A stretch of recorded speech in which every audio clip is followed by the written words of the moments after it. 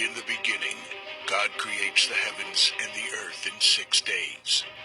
He makes Adam and Eve, who spend their days with God until they give in to temptation by eating from a forbidden tree. Sin enters the world, and things get so bad that God floods the earth and starts over with Noah and his family. Years later, God calls Abraham to follow him with the promise to make Abraham the father of a great nation. Abraham obeys, and God gives him a son, Isaac. Isaac's son Jacob has 12 sons. Joseph, Jacob's favorite, becomes second in command of Egypt. God uses him to save his entire family and Egypt from starvation. Hundreds of years later, the Israelites are slaves in Egypt. Moses is called to lead the Israelites out of slavery. Joshua takes over after Moses and leads the people into the promised land.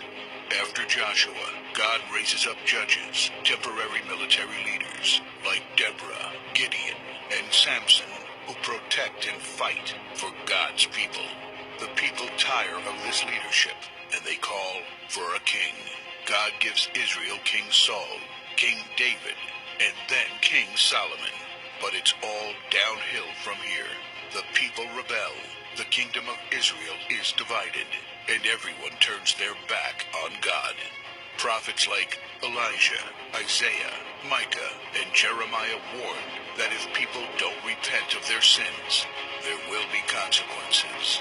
But the people ignore their warnings. The divided kingdoms are conquered, and God's people face captivity in foreign lands.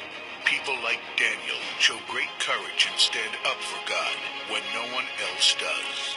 Some of the exiled people return to the promised land, but for 400 years, God is silent. No prophets, no miracles, and no angel visitations. But then, the silence is broken when Jesus is born.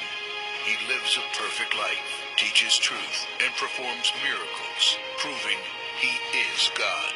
He shows us the full extent of God's love by taking our place and dying on the cross for our sin. He is placed in a grave, but 3 days later, Jesus rises again, conquering sin and death. His followers travel the world, sharing the good news of his love and starting churches. We now are part of this story, and we have the chance to change the world and share his love, because one day he will crack open the sky and he will return. It's the greatest story ever told.